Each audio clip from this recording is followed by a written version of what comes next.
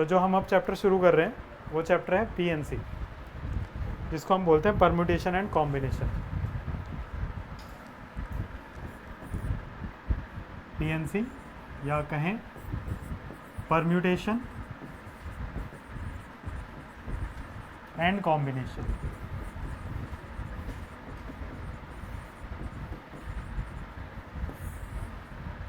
तो permutation and combination अपने आप में क्या है, ये काउंटिंग है। क्या है? काउंटिंग है। और काउंटिंग किस चीज़ की करते हैं? काउंटिंग करते हैं अरेंजमेंट की और सिलेक्शन की। किसी चीज़ को कितने तरीके से अरेंज किया जा सकता है या कुछ ऑब्जेक्ट्स में से कितने तरीके से चीज़ों का सिलेक्शन किया जा सकता है। तो permutation and combination chapter all about counting. किस चीज़ की काउंटिंग कर रहे हैं? अरेंजमेंट्स एंड सिलेक्शंस की। ठीक है। तो इसमें एक सबसे पहले एक वर्ड यूज़ होगा, दैट इज़ वर्ड क्या मतलब एक सिस्टम फैक्टोरियल यूज़ होगा। तो ये फैक्टोरियल क्या है? तो फैक्टोरियल को जो डिनोट करते हैं वो एक तो ये तरीका है और दूसरा इस तरीके से कहीं कहीं मिलेगा।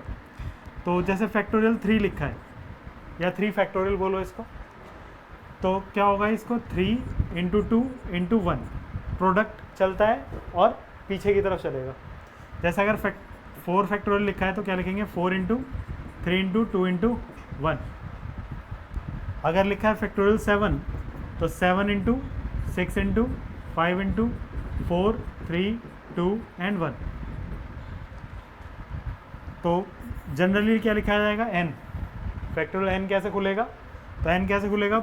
n फिर n माइनस 1 फिर उससे एक और कम और लास्ट में ये हमेशा एंड कहाँ होगा? 3 2 1 पे ही। कहाँ एंड होगा? 3 2 1 पे ही एंड होगा ये।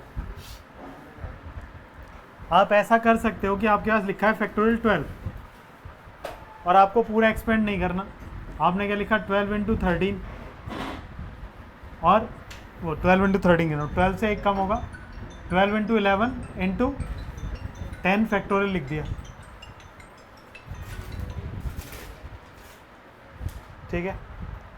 अब जैसे कहीं लिखा है फैक्टोरियल 12 डिवाइड बाय फैक्टोरियल 8, तो 12 11 10 9 8 के आगे जाने की जरूरत नहीं है, फैक्टोरियल 8 ही रहने दो उसे, क्योंकि नीचे फैक्टोरियल 8 लिखा ही हुआ था तो वो कैंसिल आउट हो जाएगा इस तरीके से, है ना। तो फैक्टोरियल क्लियर है। तो फैक्टोरियल में दो बातें याद रखनी है, एक तो n को देखो किस तरीके से खोल रहे हैं, n फिर n माइनस 1 n माइनस 2 3 2 1, और दूसरा फैक्टोरियल 0 जो होता है वो 1 होगा और फैक्टोरियल 1 भी 1 ही होगा। फैक्टोरियल 0 1 होगा। इसको आप कैसे देख सकते हो कि 0 factorial is equals to 1, but how? तो हम लिख सकते हैं n फैक्टोरियल क्या होता है? n माइनस 1 फैक्टोरियल, है ना। अभी सिखाया था कि फैक्टोरियल 5 को हम क्या लिख सकते हैं? 5 इंटू 4 फैक्टोरियल लिख लो। तो अगर n को मैं खोल रहा हूं तो n इंटू n माइनस 1 का फैक्टोरियल लिख सकते हैं।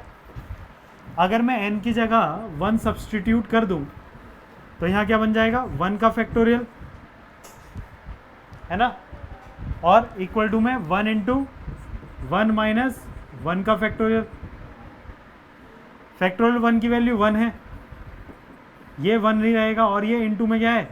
0 फैक्टोरियल। 1 को इधर ले जा सकते हो तो 0 फैक्टोरियल की वैल्यू क्या हो जाएगी? 1। तो ये ध्यान रखना है। और इस फैक्टोरियल के अंदर सिर्फ n क्या है? होल नंबर्स हैं। क्या है? होल नंबर्स हैं।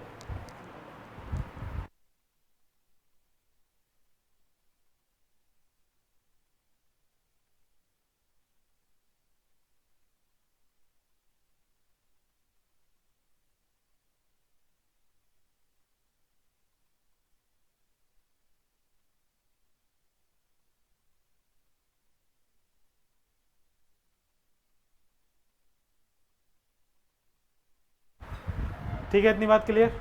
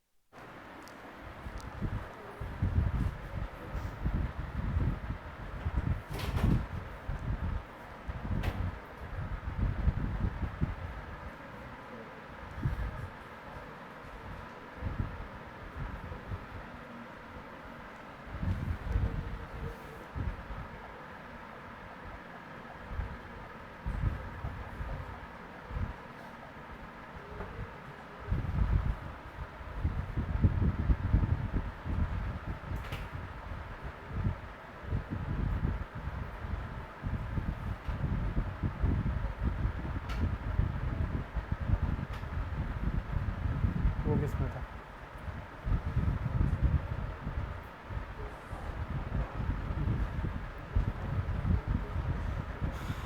देखिए एनसीईआरटी एक्सरसाइज 7.2 है, क्या लिखा है? Evaluate factorial 8। तो फैक्टोरियल 8 का मतलब क्या होगा? 8 7 6 5 4 3 2 एंड 1, ठीक है। तो इसको खोलेंगे तो कितना आ जाएगा? मल्टीप्लाई कर लो, 2 3 6,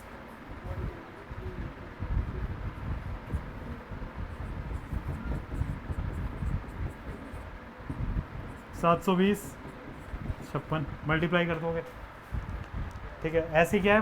फैक्टोरियल 4 माइनस फैक्टोरियल 3, तो 4 3 2 और 1, और 3 का क्या हो जाएगा? 3 2 और 1, 24 माइनस 6, तो 18 आ जाएगा। एक बात याद रखना, फैक्टोरियल 1 तो 1 ही होता है, फैक्टोरियल 2 2 होगा, फैक्टोरियल 3 कितना होगा? 6, फैक्टोरियल 4 कितना होता है? 24, एंड फैक्टोरियल 5 120, और फैक्टोरियल 6 720। यहाँ तक याद रख सको तो रख लो, नहीं तो कोई बात ही नहीं है। हाँ, कोई कुछ कह रहा था?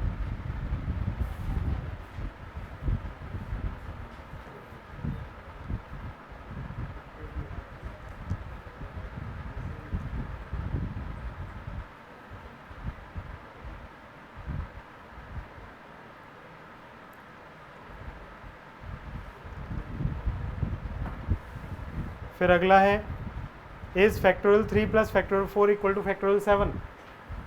तो फैक्टोरियल 3 प्लस फैक्टोरियल 4 कितना होगा? फैक्टोरियल 3 कितना होता है? 6 प्लस फैक्टोरियल 4, ये कितना है? 6, ये कितना है? 24, तो ये तो आ गया 30 सिर्फ। लेकिन फैक्टोरियल 7 तो सोचो, फैक्टोरियल 7 का मतलब कितना है? 7 6 5 4 3 2 और 1, यहीं पे ये तो 42 हो गया, तो इससे तो पहले ही ज़्यादा हो गया, अभी तो बाकी है मल्टीप्लाई करना, 120 और आएगा, है ना। तो वो तो बहुत ज़्यादा है फैक्टोरियल 7 तो, 50540 है ना। Compute factorial 8 divide by factorial 6 into factorial 2। तो 8 को क्या लिखेंगे? 8 इंटू 7 इंटू 6 पे रुक जाए, क्योंकि 6 नीचे लिखा हुआ है ऑलरेडी, और नीचे फैक्टोरियल 6 और फैक्टोरियल 2 की वैल्यू 2, ये कट गया 56/2, तो ये कितना आ जाएगा? 28। फिर है 1 upon factorial 6, 1 upon factorial 6 plus 1 upon factorial 7 equal to x upon factorial 8। Find x, है ना। तो कैसे करें इसको? तो इसको 1 अपॉन फैक्टोरियल 6 रहने दें, खोलो मत अभी ऐसा एकदम से, है ना। 1 अपॉन इसको लिख सकता हूँ मैं 7 इंटू 6 फैक्टोरियल, और x फैक्टोरियल 8 को क्या लिख सकते हैं? 8 7 और फैक्टोरियल 6। अब इससे क्या फ़ायदा होगा कि मैं फैक्टोरियल 6 को हर जगह से कैंसिल आउट कर पाऊंगा, तो फैक्टोरियल 6 कैंसिल आउट हो गया, तो यहाँ कितना बचा? 1 upon 1 plus 7 equal to x upon 56। यहाँ एलसीएम लेंगे तो 7 plus 1 divide by 7 equal to x upon 56। 7 8 जा 7 और 1 8, और ये 8 मल्टीप्लाई में, तो x इक्वल टू कितना आ गया? 64, ठीक है। कोई मुश्किल तो नहीं इस क्वेश्चन में, आसान था।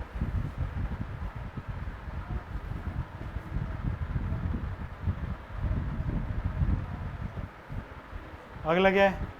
कह रहा है evaluate factorial n divide by n minus r का फैक्टोरियल, जबकि n कितना है? 6, r कितना है? 2। तो n की जगह 6 रख दो, फैक्टोरियल 6, और ये 6 माइनस r की जगह 2, तो कितना आ जाएगा? 6 फैक्टोरियल अपॉन 4 फैक्टोरियल, ठीक। और इसको अगर हम खोलें तो कितना होगा? 6 5 और 4 फैक्टोरियल, और डिवाइड बाय 4 फैक्टोरियल, तो 4 फैक्टोरियल से 4 फैक्टोरियल कट गया, तो इसका आंसर कितना आ जाएगा? 30। फिर n की जगह रख रहा है 9, n की जगह 9 और r की जगह 5, तो फैक्टोरियल 9 डिवाइड बाय 9 माइनस 5 का फैक्टोरियल, ठीक है। अब इसको सॉल्व करेंगे तो फैक्टोरियल 9 डिवाइड बाय कितना आ जाएगा 4 फैक्टोरियल, तो ये कितना हुआ 9 8 7 6 और 5 एंड डिवाइड बाय फैक्टोरियल 4, और यहाँ भी फैक्टोरियल 4 था ही, वो कट जाएंगे, इनकी मल्टीप्लाई करके आंसर बता देंगे। तो ये एक्सरसाइज 7.2 इस तरीके से इतनी ही है कंप्लीट। अब हम समझते हैं concept of multiplication and addition. Fundamental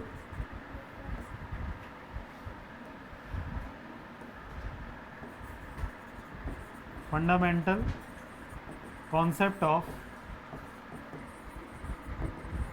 multiplication and addition.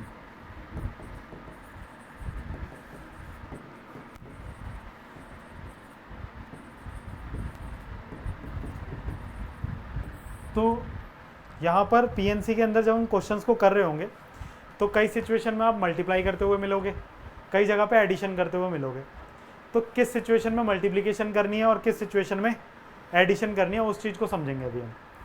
तो जैसे सपोज करो कि आप एक ए सिटी में रहते हो, फिर आपको बी और फिर वहाँ से जाना है आपको सी, ठीक है। और ए से बी जाने का एक रास्ता था बाय रोड, लेकिन रोड पे भी आपके पास 3 है, एक बस, एक कार और एक बाइक। दूसरा रास्ता था पब्लिक ट्रांसपोर्ट, या कह सकते हो ट्रेन या फ्लाइट।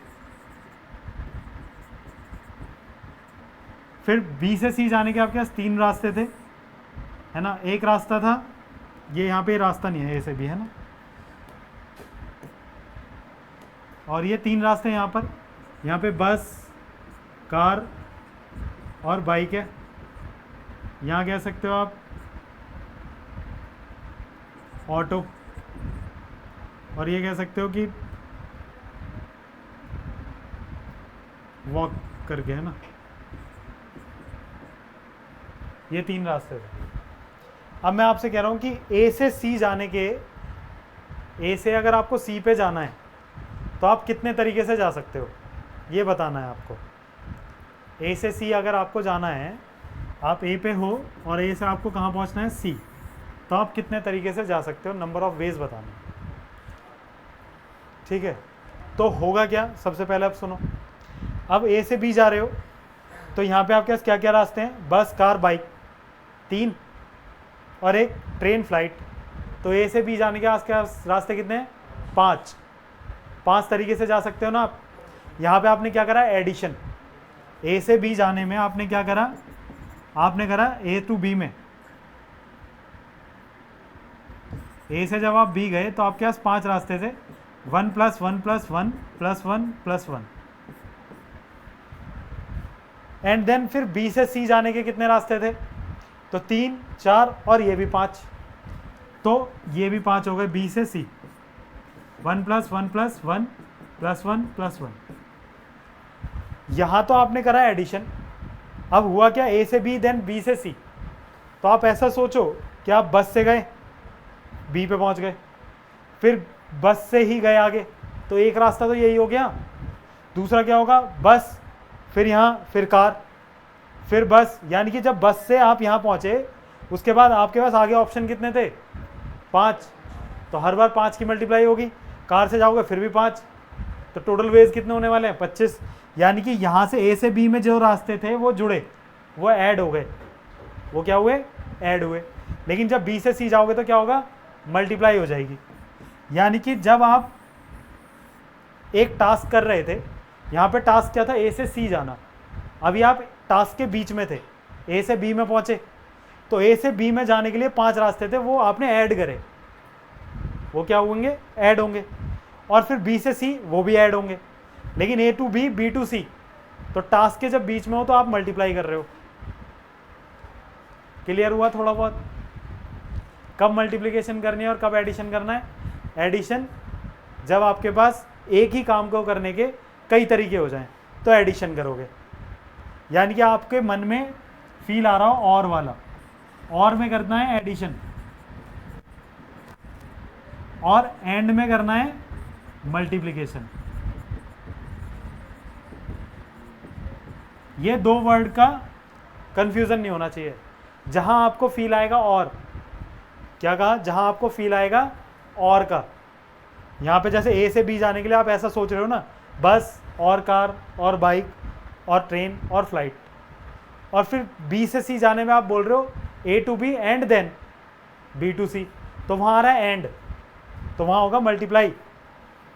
आप पहले ए से बी जाने के टोटल वेज इनटू बी से सी जाने के टोटल वेज। तो जब भी हमें और वाली फीलिंग आएगी तो आप क्या करेंगे, मल्टीप्लिकेशन। और एडिशन वाली फीलिंग कब, वो मल्टीप्लिकेशन वाली फीलिंग कब आएगी, जब हम एंड वर्ड का यूज़ कर रहे होंगे। तो किसी टास्क को करने के अगर एक से ज़्यादा वेज हैं तो वो सारे वेज ऐड होते हैं, ठीक है।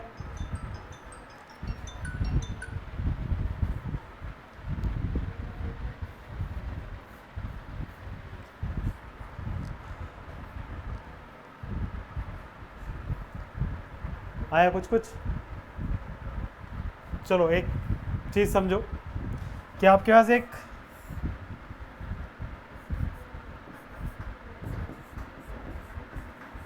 ये सिनेमा हॉल था, एक तरफ से दो रास्ते जाने के, एक तरफ से तीन रास्ते हैं, है ना। ये साइड ए है और ये साइड बी है।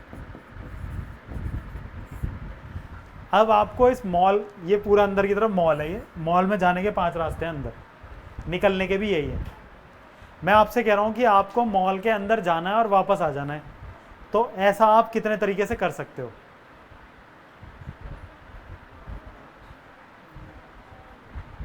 ऐसा आप कितने तरीके से कर सकते हो।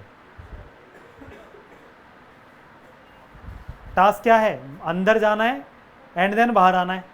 तो पहले अंदर जाने के कितने रास्ते हैं, वो सब ऐड हो जाएंगे 5, एंड देन अब बाहर आना है, तो अब क्या होगा, इनटू, तो बाहर आने के रास्ते कितने हैं, 5, तो 5 × 5। अगर मैं आपसे सिर्फ इतना कहता हूँ मॉल के अंदर जाना है और आना है, तो टोटल वेज कितने हैं, 25। लेकिन अब मैं आपसे कहूँ कि मॉल के अंदर जिस गेट से जाओगे उस गेट से वापस मत आना, तो आपके पास नंबर ऑफ वेज कितने होंगे, जिस गेट से जाओगे उस गेट से वापस नहीं आना। 24, किस लॉजिक से 20, कौन कौन बोल रहा है 20, ठीक है। 20 कैसे भाई, आपके पास जाने के ऑप्शन कितने थे, 5।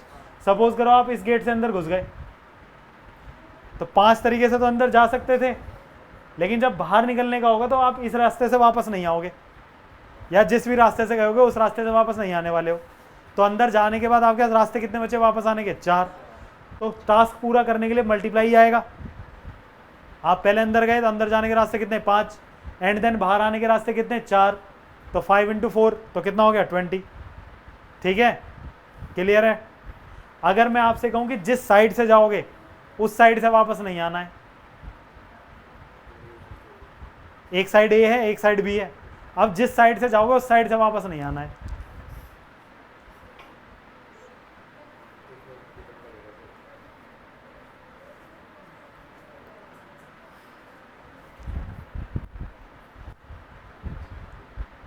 इसको थोड़ा आगे डिस्कस करेंगे, है ना, अभी वो थोड़ा सा कंफ्यूजिंग रहेगा। चलो देखो,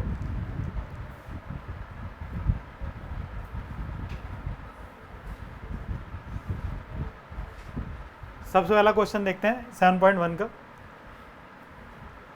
क्या है question,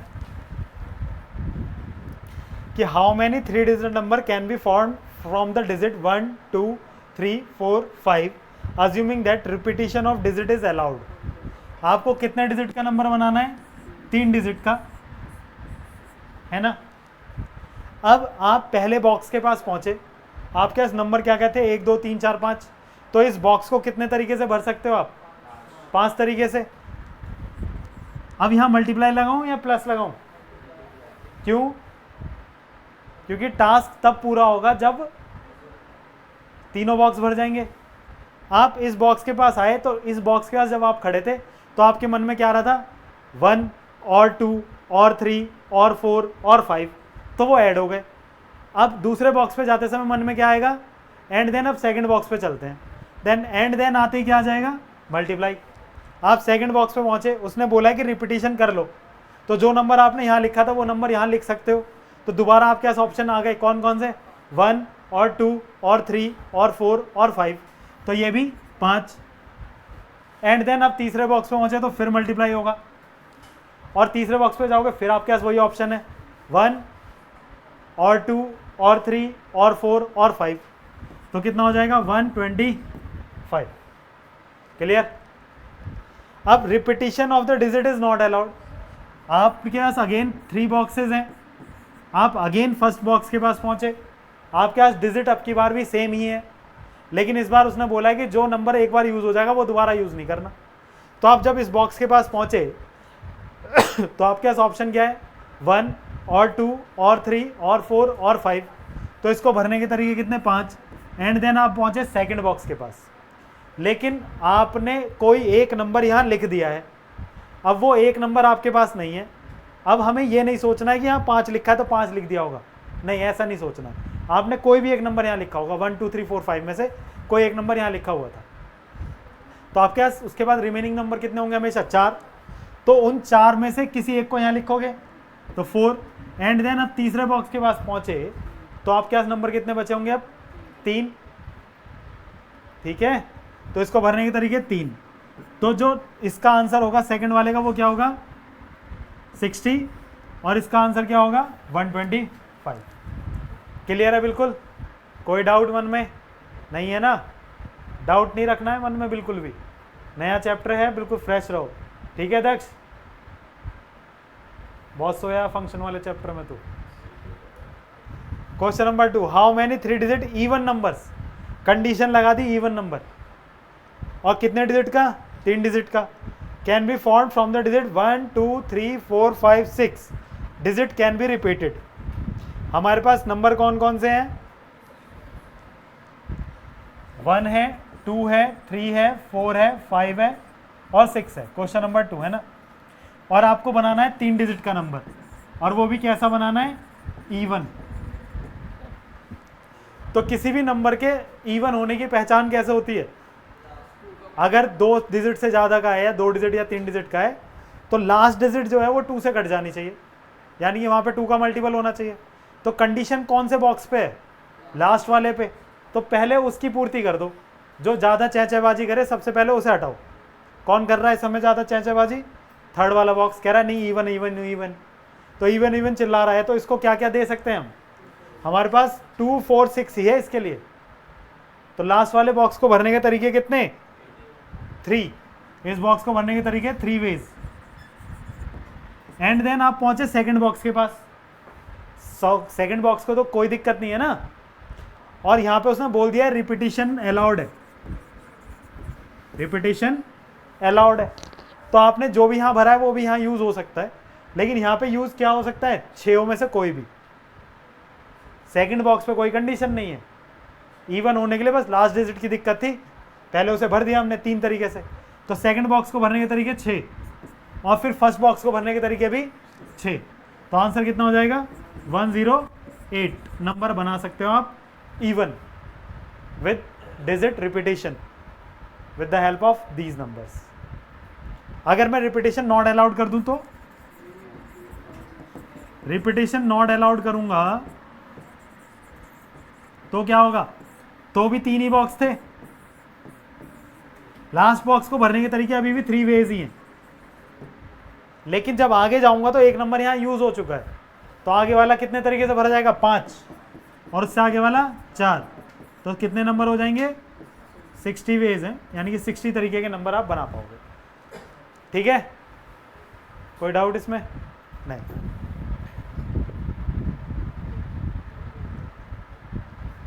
how many 4 letter code can be formed using the digit 10 letters of the English alphabet if no letter can be repeated. आपने कोड बनाना है कितने का 4 लेटर का, और 10 लेटर्स हैं आपके पास इंग्लिश अल्फाबेट के। If no letter can B,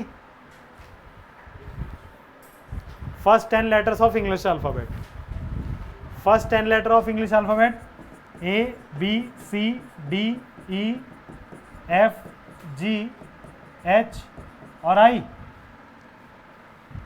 और J। देखो how many 4 letter code can be formed using the first 10 letters of the English alphabet if no letter can be repeated. अब code बनाना है हमें 4 डिजिट का code है और कोई भी रिपीट नहीं होगा.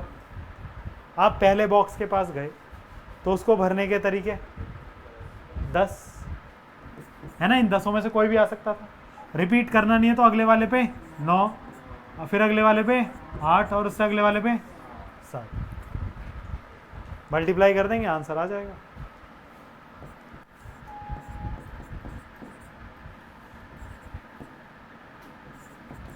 फाइव 504. ठीक है.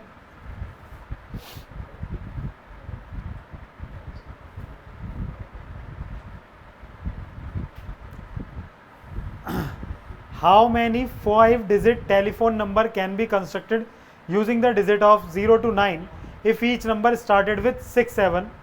No digit appears more than once. दोबारा सुन लो क्वेश्चन.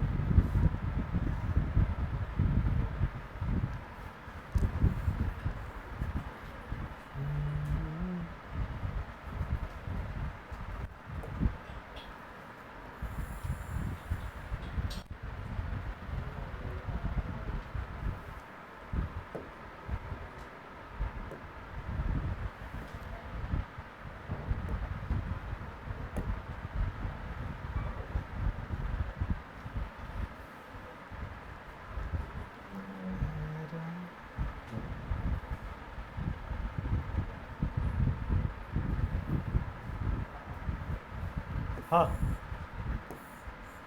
क्या कह रहा है? How many 5-digit telephone number can be constructed by using the digit 0 to 9. 0 1 2 3 4 5 6 7 8 और 9. Each number started with 6 7.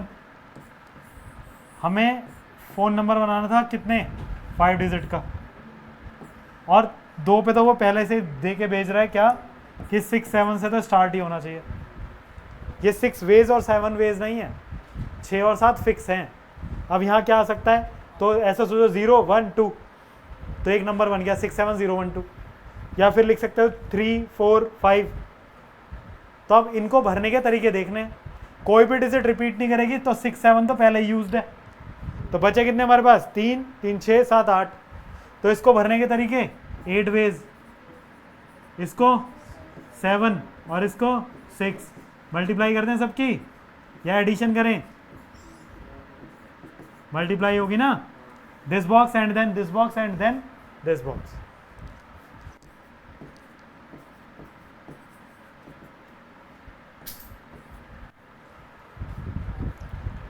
पांचवा क्वेश्चन देखो. A coin is tossed 3 times. एक कॉइन है 3 बार उछाला. And the outcomes are recorded. How many possible outcomes are there? एक बार coin उछाला तो क्या हो सकता था, या तो हेड आता या टेल आता.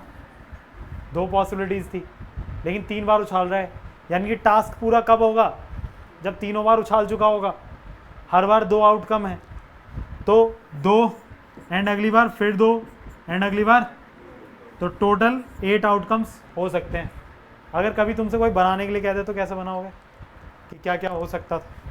कि हाँ सैम्पल स्पेस, या तो तीनों बार हेड आएगा, पहली बार उछाला हेड, दोबारा हेड, तिबारा हेड, या 2 बार हेड 1 बार टेल, फिर हेड हेड, फिर टेल टेल वो हेड, फिर टेल टेल, फिर टेल हेड टेल हेड, है ना. ऐसे बना जाएंगे. तो 8 तरीके से बनाए जा सकते हैं. Given 5 flags of different colours. आपको कितने फ्लैग्स दिए? 5 flags of different colour. How many different signal can be generated if each signal requires the use of 2 flags, 1 below the other. 5 झंडों से आपको क्या बनाना है, सिग्नल बनाने, और हर बार एक सिग्नल बनाने के लिए आपको 2 झंडे चाहिए. तो एक झंडा ऊपर लगेगा, दूसरा नीचे. तो ऊपर वाले पे अगर आपने सपोज करो 5 तरीके से उसे फिल कर दिया, 5 में से कोई भी ले सकते थे ना, एक झंडा उठाया 5 में से, एंड देन फिर दूसरा झंडा 4 तरीके से। ये क्लियर हुआ नहीं हुआ? सिग्नल 5 झंडे हैं आपके पास और हर बार सिग्नल तैयार करने के लिए आपको 2 झंडे चाहिए। तो पहले उठाओगे फिर दूसरा उठाओगे, तो जब पहला उठाओगे तो कितने ऑप्शन है? 5। एंड देन टास्क पूरा कब होगा? दूसरा झंडा जब आपके हाथ में आ जाएगा। तो एंड देन दूसरा झंडा उठाने के लिए कितने ऑप्शन है? 4, क्योंकि एक तो आपके हाथ में आ चुका है। तो 5 × 4 तो कितना हो जाएगा? 20। ठीक है।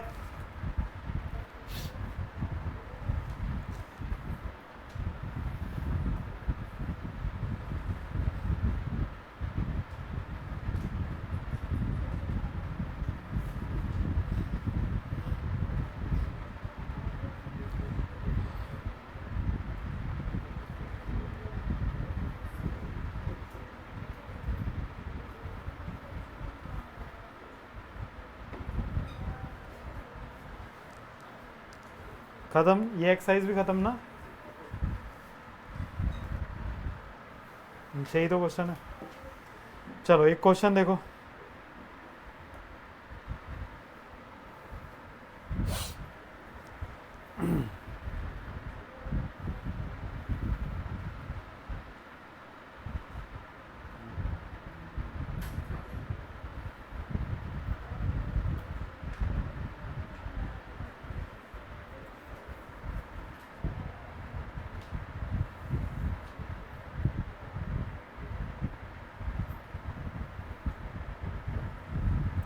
ऐसा मान लो ये ए, ये बी, ये सी और ये डी।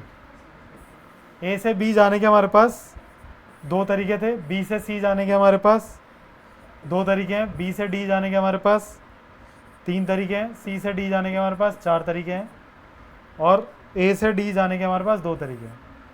आपको ए से डी जाना है सिर्फ। How many possible ways are there?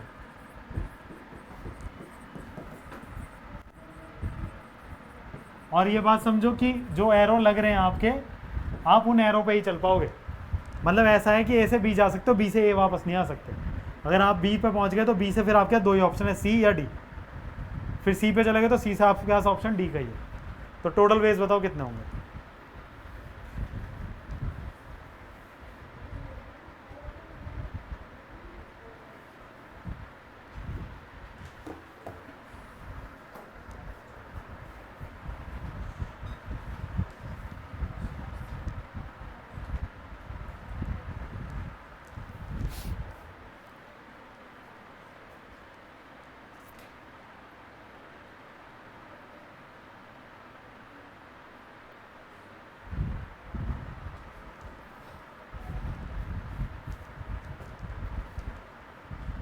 कितना आया? देखो आपके पास क्या हो सकता था, या तो आप डायरेक्ट ए से डी चले जाते, ए से डी जाते, खत्म टास्क। तो कितने 2 वेज हैं ये। अब ऐसा समझो कि ये तो इस टास्क को पूरा करने का एक तरीका था। अब आपके पास इस टास्क को पूरा करने का और कोई भी तरीका है, यानी कि आप ए से डी जा सकते थे, और तो यानी कि अब जो भी होगा वो प्लस होगा। तो आप क्या करते? ए से बी जाते और फिर बी से डी आ जाते। तो जब टास्क में आप बीच में हो तो 2 × 3, यहां पे आएगा 2 × 3 है ना, ए से बी एंड देन बी से डी। तो अब एक तरीका तो ये था टास्क को पूरा करने का, दूसरा तरीका ये था। फिर ऐसा हो सकता था कि ए से बी जाते, बी से सी जाते, फिर सी से डी आते। ए से कहाँ जाते? बी, बी से सी, फिर सी से डी। देन आप क्या कर रहे हो? 2 × 2 × 4 इंटू, यही हो गया ना। ए से बी 2, फिर बी से सी 2, फिर सी से डी 4। और कोई तरीका है क्या? ऐसा कर सकते थे ए से डी, या ए से बी, बी से डी, फिर ए से बी, बी से सी, सी से डी। तो यही तरीके थे। तो ये 2 + 6 + 16, तो 24 वेज थे हमारे पास। पूरा कॉन्सेप्ट क्लियर है? क्या हुआ यहाँ, हमारे को ए से डी जाना था, ये हमारा टास्क है और हमारा टास्क है, तो हम इसको टास्क को कैसे कर सकते थे, ए से डी आ जाते। तो ये एक तरीका था। तो जब मैंने कहा था किसी टास्क को करने के कई तरीके हो जाएंगे तो वहाँ एडिशन होंगे, तो ए से डी जा सकते थे, या फिर, तो या का मतलब प्लस है, ए से बी, बी से डी जा सकते थे, या फिर ए से बी, बी से सी, सी से D.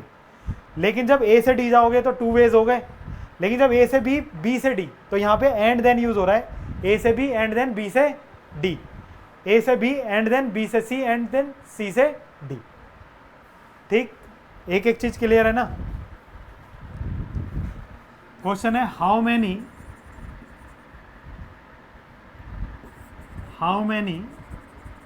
4 digit number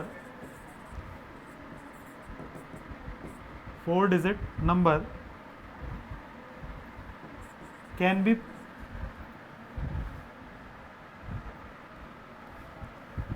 be generated by using the digit 0 1 2 3 4। करो जरा। हाँ, रिपीटिशन इज अलाउड और रिपीटिशन इज नॉट अलाउड, दोनों केस बनाने हैं। Repetition allowed and repetition not allowed.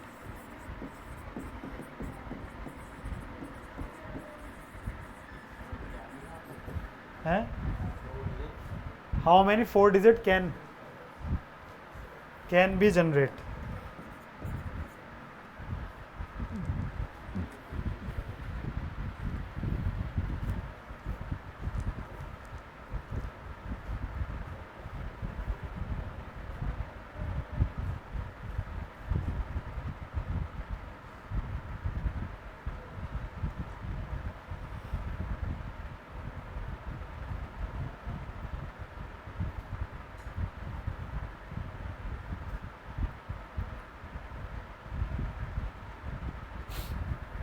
तो कैसे करेंगे, तो पहले रिपीटिशन अलाउड के लिए कर लेते हैं। 4 digit बनाना है, तो आप एक बात बताओ, 4 digit का नंबर अगर आप बना रहे हो तो क्या 0 पहले नंबर पे लिख पाओगे कभी भी? 0 पहले नंबर पे नहीं लिखेंगे कभी भी। तो जब आप इस बॉक्स के पास पहुंचोगे तो आप इसको भरने के तरीके कितने आपके पास, सिर्फ 4। या तो 1 आएगा वहाँ, या 2 आएगा, या 3 आएगा, या 4 आएगा। 1 और 2 और 3 और 4। तो इसको भरने के तरीके 4 वेज, एंड देन मल्टीप्लाई होगा। तो दूसरे बॉक्स के पास वो तो मना नहीं करेगा ना 0 को लेने से, तो आपके पास रिपीटिशन अलाउड है। तो अब तरीके कितने हो गए, 5,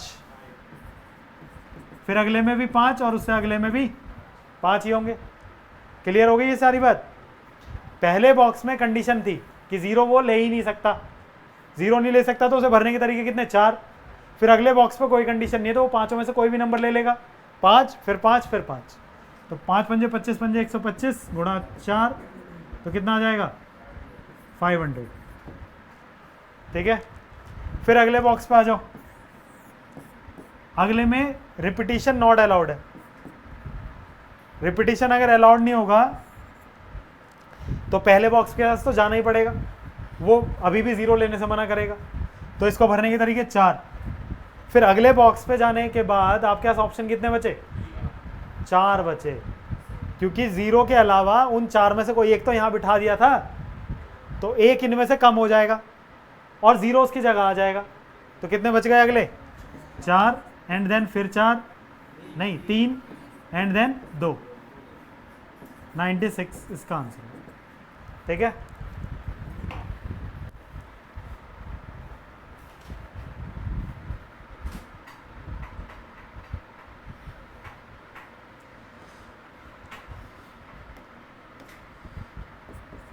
how many 4 digit number divisible by 4 can be formed using the digit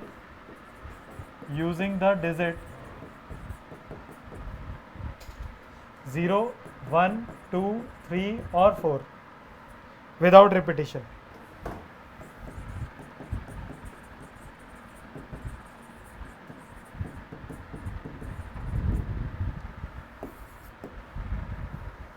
हाँ भाई, क्या सेम कैसे? डिविजिबल बाई 4 बोला है। इस क्वेश्चन को मैं ही करता हूँ, चलो, है ना। देखो, सबसे पहले इस क्वेश्चन के लिए आपको पता होना चाहिए कि डिविजिबिलिटी रूल ऑफ 4 क्या है। तो कोई भी नंबर 4 से डिविजिबल कब होता है? जब लास्ट की 2 डिजिट उसकी 4 से डिविजिबल हो। यानी कि आप ऐसा सोचो कि 4 डिजिट का नंबर बनेगा, लेकिन यहां पर क्या 0 और 4, अगर 0 4 होगा तो नंबर कट जाएगा ना। या फिर और क्या हो सकता है, 2 0, या फिर 4 0, या फिर 1 और 2, 12 हो जाएगा तो भी कट जाएगा। 3 और 2 और 4 0 यूज हो गया, 3 2 हो गया, 1 2 हो गया, 2 और 4 हो सकता है। अब ध्यान से सुनना, हुआ क्या है। अभी ये 2 2 खाने हमें भरने हैं, और कोई नंबर बन सकता है। 1 2 लिख लिया, हाँ 1 2 0 1 नहीं होगा, 0 2 नहीं होगा, 0 3 नहीं हो सकता, 0 4 वो हमने लिख लिया। फिर 1 2 हो गया, फिर 1 के साथ क्या लगा सकते थे, 3 लगा सकते थे, उससे बनेगा नहीं, 1 4 से बनेगा नहीं। 2 1 हो सकता है, 1 2 हो सकता है, 2 3 नहीं होगा, 2 4 हो गया, और 3 2 हो सकता है, इसके अलावा नहीं है। और ये फिक्स है, ये फिक्स है। टास्क को करने का एक तरीका ये है, एंड दूसरा तरीका ये है, ये है, ये है। तो यहाँ पर जितने वेज आएंगे वो सब ऐड होंगे, मल्टीप्लाई नहीं करेंगे। क्या समझ रहे हो क्या कह रहा हूँ? मैं कह रहा हूँ कि हमारा जो टास्क है वो ये था कि नंबर डिविजिबल बाई 4 होना चाहिए, नंबर डिविजिबल बाई 4 होना चाहिए। तो एक तरीका तो ये हो गया, टास्क हो गया, नंबर बना लिया आपने। या फिर ऐसा हो सकता था, या फिर ऐसा हो सकता था, या फिर ऐसा हो सकता था। तो यहाँ पर जो भी वेज आएंगे वो ऐड हो जाएंगे। अब पहले इसे तो कर लें, 0 और 4 यहाँ है, तो इसको भरने के तरीके कितने, 0 4 हटा दो तो बचे कितने, 3, और इसको भरने के तरीके 2, तो 3 2 जा 6। ऐसी 0 और 2 यहाँ है, तो इसको भी भरने के 3 और 2 तो 6। फिर 0 4 यहाँ है, तो 3 और 2 इसके भी 6। यहाँ गड़बड़ है, यहाँ 1 और 2 है, 1 और 2 गायब हो गए, तो बचे क्या, 0 3 4। 0 तो आगे आएगा नहीं, तो इसको भरने के तरीके कितने हैं, 2। बात समझ आई? 1 और 2 यहाँ है, तो 1 और 2 तो हटा दो, बचा क्या, 0 3 4। क्या बचा, 0 3 और 4। 0 आ नहीं सकता, तो 3 और 4 में से कोई एक यहाँ होगा, तो 2 तरीके से। फिर इन दोनों में से तो कोई एक यहाँ बैठ गया है, तो अब कितने बचे फिर नंबर, 2।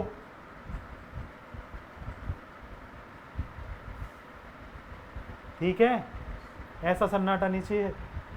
दोबारा सुन लो, 1 और 2 वहाँ था, आपके पास नंबर बचे 0 3 4। 0 पहले नंबर पे नहीं आ सकता था, तो यही 2 ऑप्शन है, 2 में से एक यहाँ होगा, तो 2 में से एक तो यहाँ बैठ गया। तो अब अगले वाला भरने का तरीका 2, फिर ये भी 2 × 2 और ये भी 2 × 2, तो कितना आ जाएगा, 4। ये भी कितना आ जाएगा, 4, और ये भी कितना, 4। इन भाई 0 3 4 थे, 0 आ नहीं सकता, तो यही 2 भरे जाएंगे यहाँ। और सपोज करो यहाँ तुमने 3 लिख लिया, तो बचा क्या, 4 और 0। अगले पे तो 0 आ जाएगा ना, ठीक है, पक्का पक्का ना। अगर डाउट है तो क्लियर कर लो, क्योंकि डाउट लेने के जाने का कोई फायदा नहीं होगा।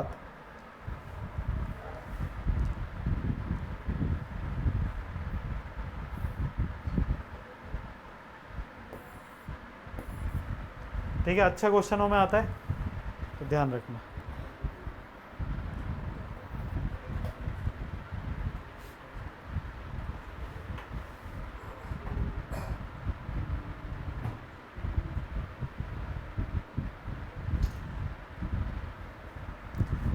अगले पे चलो, नोट हो गया ना सबका ये। क्वेश्चन है in how many ways a student can answer है multiple correct question with 4 options.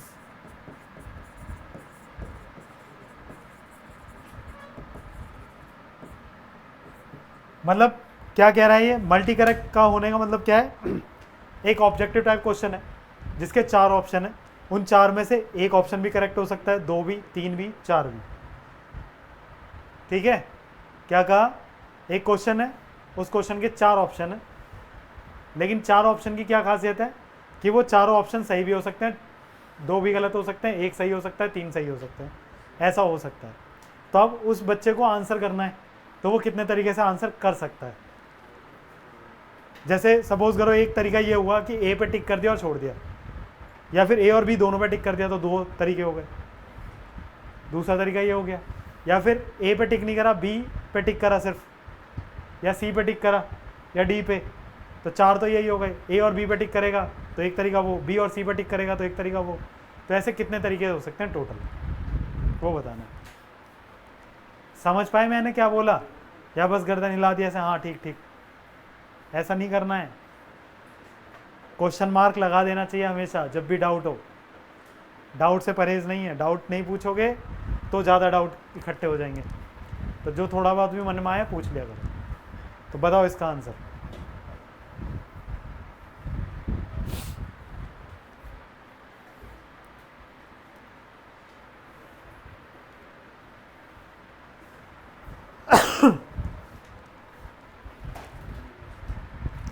भाई ऐसा सोचो, मैं ऑप्शन ए के पास गया, है ना, ऑप्शन ए के पास गया, मेरे पास 2 चॉइस थी, या तो मैं उसे चुनता या उसे नहीं चुनता। ठीक, तो 2 तरीके, समझ आ रहा है? फिर एंड देन तो मल्टीप्लाई होगा। बी के पास पहुंचा तो या तो उसे चुनूंगा या नहीं चुनूंगा, तो फिर 2। फिर सी के पास पहुंचा तो या तो उसे चुनूंगा या उसे नहीं चुनूंगा। फिर ऑप्शन डी के पास पहुंचा, उसे चुनूंगा या नहीं चुनूंगा। क्या कंप्लीट हो गया आंसर? क्या दिक्कत है?